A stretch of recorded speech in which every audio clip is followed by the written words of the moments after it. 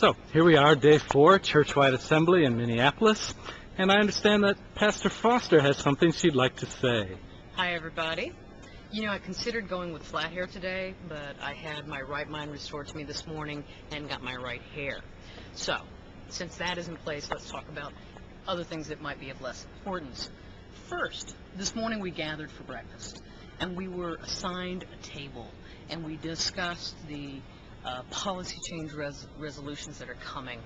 And there were people like me who were there, and there were people who were like members of CORE who were there, and everybody in between. And it was the first time really in more than a one-to-one conversation, people, I think, had the opportunity to actually speak the truth in love, to listen well with both ears, to pray together, and to share our fears and our hopes. I thought it was the best thing that has happened thus far in this assembly.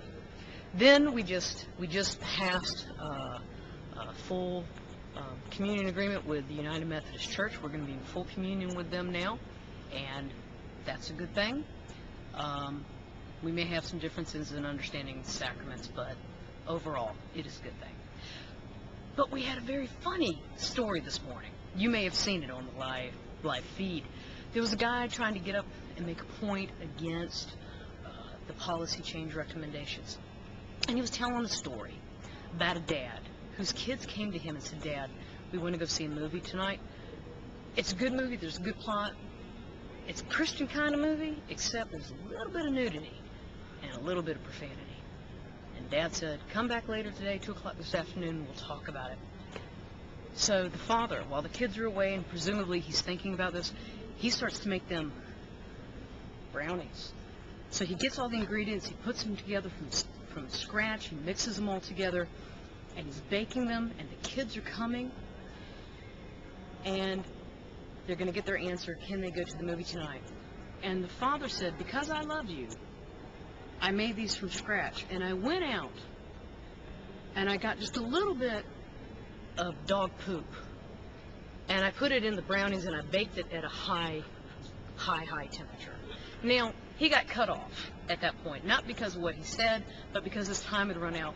But let me finish what I think is what he was trying to say. Gay people in the church are the dog crap that's being added to the mix, he thinks. The dog shit that's being put in here, and it's going to ruin everything, even if it's just a little bit.